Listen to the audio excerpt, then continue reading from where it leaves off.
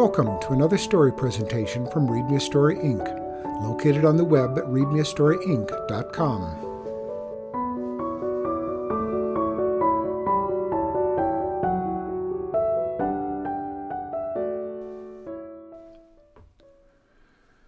Clara's Foolish Pursuit by Manheimer.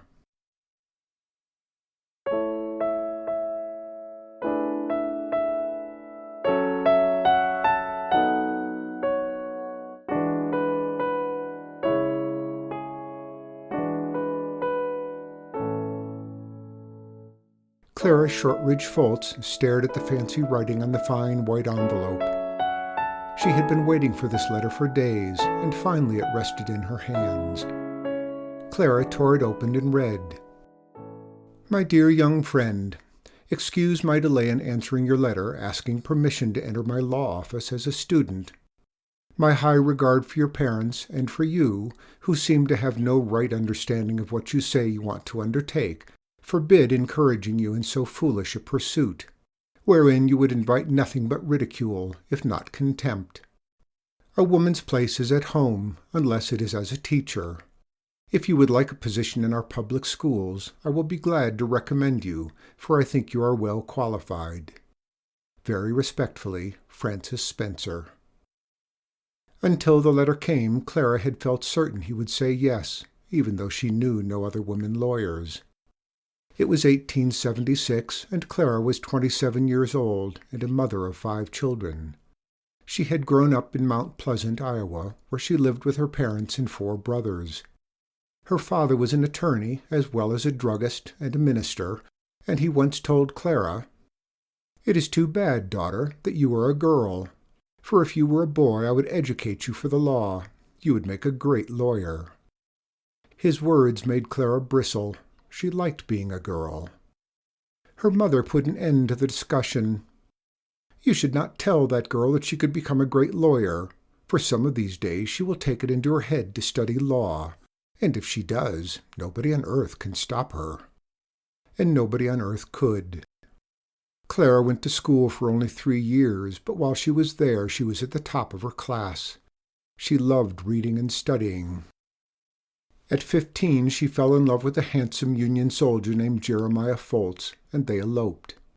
By 19, Clara had 3 children and a farm to take care of. When Jeremiah moved west, she followed him, crossing the Rocky Mountains during winter with her children, the youngest a 9-week-old infant. Not long after, Clara's parents and brothers came west too. They settled in San Jose, California, where Jeremiah proved unable to provide for his wife and children. Eventually he abandoned his family, leaving Clara to support their children on her own. Clara passionately believed that women deserve the right to vote, and so she earned some money by delivering lectures in favor of female suffrage. Audiences loved her, but she could not sustain a household only by giving speeches. She kept remembering her father's words and the encouragement of an attorney friend who had given her a set of law books to study. She would make a good lawyer. She could earn a living doing work she knew she would love. If Francis Spencer would not accept her in his prestigious offices, Clara knew another attorney with a more modest practice who would. A short time later she was studying with C.C. Stevens, a law associate of her father's, who also believed that women should be able to practice law. In those days, people wanting to become attorneys did not usually attend law school. A lawyer needed only to have the necessary learning and ability, be at least 21 years old, and be a white male citizen of good moral character. Clara was old enough, she had the moral character and the ability, and she could get the learning, but she needed to do something about the white male part. Since she could not change her gender, she decided to change the law. She removed the words white male and wrote person in their place. Her state senator agreed to introduce her version of the statute in the California legislature. It became known as the Woman Lawyers Bill. Clara spent the next 6 months working for the bill. Leaving her children in San Jose, she traveled to Sacramento, California's capital, as one magazine described, in the caboose of a cattle train, without a dollar in her pocket and a little bag of biscuits and boiled eggs for her refreshment.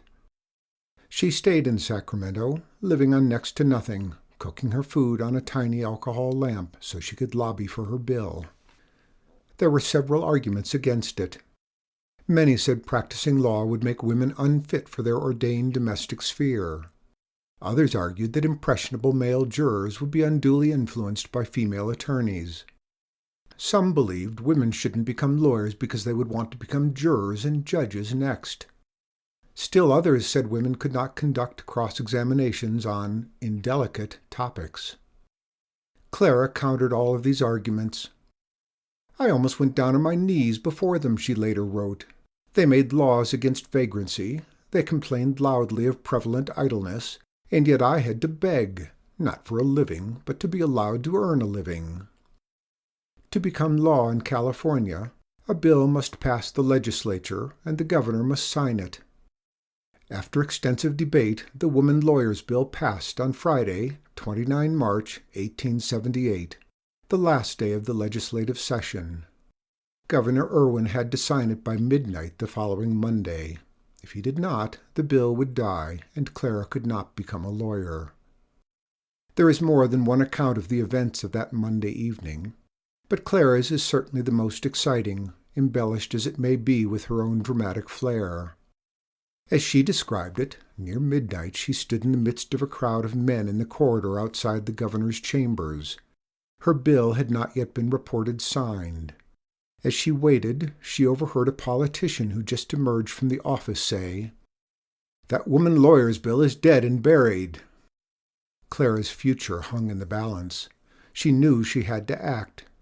She shoved her way to the doors of the governor's chamber. A guard stopped her, saying his orders were to admit no one. Unable to convince him otherwise, Clara ducked under his arm and slid through the partly open door into a reception room. Hat awry and hair disheveled, she rushed to the guard at the next door and argued with him to let her in. He refused. Fortunately, another intruder distracted him, and in an instant Clara had pushed her way into the governor's office. She stood at the side of a large table in the middle of the room. Governor Irwin sat there, surrounded by prominent men. "The chandeliers shone fiercely," she wrote later. "The oil paintings on the walls seemed to frown upon me, and for a moment, though it seemed an age, no one spoke to me nor in fact took any notice of me." Clara spoke up. "Governor, won't you please sign the Woman Lawyers Bill?" The men around Governor Irwin exchanged glances while a clerk helped him find the bill in the huge stack of papers on his desk. He read the paper, reached for his pen, and said, "This bill to entitle women to practice law is wise and just. I take great pleasure in signing it." He placed his signature on the paper as the clock struck 12. Soon after, Clara became the first female attorney on the West Coast. The passage of the Woman Lawyers Bill was just one part of her lifelong commitment to gender equality.